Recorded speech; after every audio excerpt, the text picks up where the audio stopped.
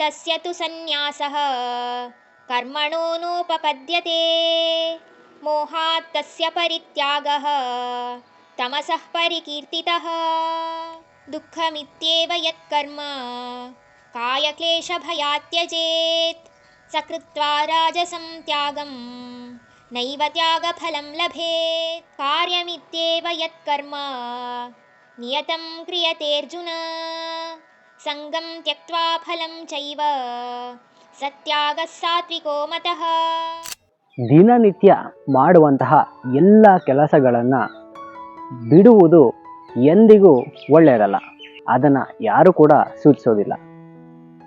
ಒಂದು ವೇಳೆ ಮಾಯ ಬಲೆಗೆ ಸಿಲುಕಿ ಅವರೇನಾದರೂ ದಿನನಿತ್ಯದ ಕಾರ್ಯಕ್ರಮಗಳನ್ನೆಲ್ಲ ತ್ಯಾಗ ಮಾಡಿದ್ರೆ ಆಗ ಅದು ತಾಮಸಿಕ ಗುಣದಲ್ಲಿ ಸೇರುತ್ತೆ.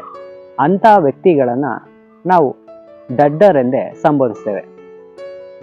ತ್ಯಾಗವನ್ನು ಮಾಡಬೇಕು ಅನ್ನುವಾಗ ದುಃಖದಿಂದ ಅಥವಾ ಇದನ್ನು ಮಾಡಿದರೆ ದೇಹಕ್ಕೆ ಎಲ್ಲಿ ನೋವಾಗುತ್ತದೋ ಅನ್ನುವ ಭಯಭೀತಿಯಿಂದ ಮಾಡಿದರೆ ಆಗ ಅದು ರಜಸ್ಗುಣದ ತ್ಯಾಗವಾಗಿ ಪರಿವರ್ತನೆ ಆಗುತ್ತೆ.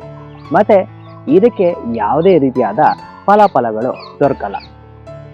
ಅರ್ಜುನ ಯಾವುದೇ ರೀತಿಯಾದಂತಹ ಕೆಲಸ ಕಾರ್ಯಗಳಾಗಲಿ ಅದನ್ನು ಮಾಡುವ ರೀತಿಯಲ್ಲೇ ಮಾಡಿ ಅದಕ್ಕೆ ಸಂಬಂಧಪಟ್ಟಂತೆ ಯಾವುದೇ ಬಂಧನಗಳಿಗೂ ಒಳಗಾಗದೆ ನೀನು ಫಲಗಳನ್ನು ಅಪೇಕ್ಷಿಸದೆ ಮಾಡಿದರೆ ಮಾತ್ರ ಅದು ಸಾತ್ವಿಕವಾಗಿ ಆಗತ್ತೆ ಅಂತ ಇಲ್ಲಿ ಭಗವಂತ ಹೇಳ್ತಾರೆ.